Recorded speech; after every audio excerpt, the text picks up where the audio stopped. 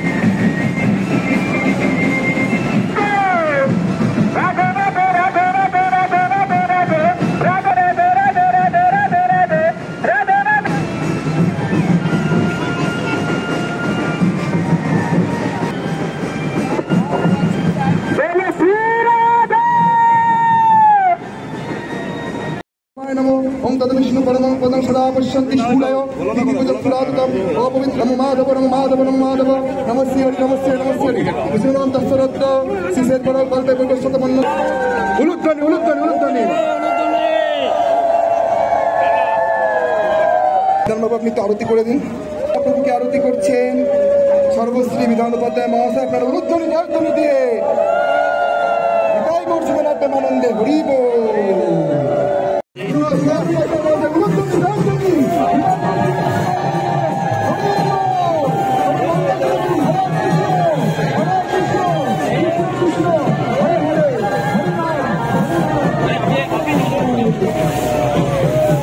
আসতে পেরে এত ভালো লাগে যে প্রতি বছরে আমি আছি, তৃতীয় বছর হচ্ছে এবং এত সুন্দরভাবে এত শান্তিপূর্ণ পরিবেশে মানে আশ্রম থেকে বেরোয়, মানে খুব ভালো লাগে। আমি সকলকে বলবো আপনাদের চ্যানেলের মাধ্যমে এই পদযাত্রায় মানে জগন্নাথ দেবের এই পদযাত্রায় অংশগ্রহণ করার জন্য এবং ওনার আশীর্বাদ পাওয়ার জন্য, এবং আমরা খুব মানে আনন্দ পাই এবং এটাতে খুব ভালো লাগে। এখানে প্রচুর ভক্তের সমাগম দেখা যায়, প্রচুর প্রচুর প্রচুর হয় এবং এটা ভিড়টা বাড়বে, যেতে যেতে রাস্তায় বাড়বে। এই রথের আজকে শুভ উদ্বোধন হতে চলেছে।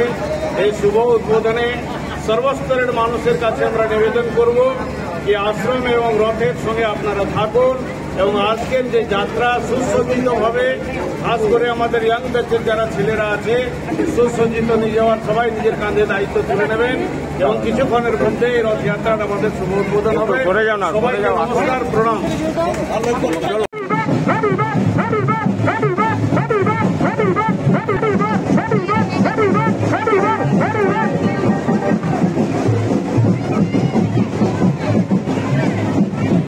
অনুষ্ঠান থাকা সত্ত্বেও আমি কিন্তু প্রথম প্রোগ্রাম এখানে করতেছিলাম, কারণ এটা আমার নিজের এলাকা, এখান থেকে আমি নির্বাচিত।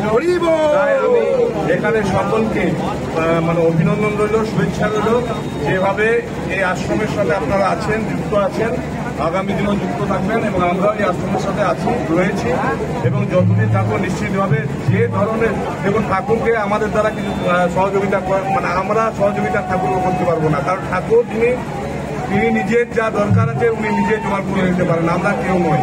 তাও আমরা যে ঠাকুরের মানে পায়ে এসে করতে পেরেছি, এই সুযোগটা যে উনি করে দিতে পেরেছেন আমাদেরকে, তার জন্য ওনাকে অনেক অনেক অভিনন্দন রইল, ধন্যবাদ রইল। সকলে সুস্থ থাকুন, ভালো থাকুন এবং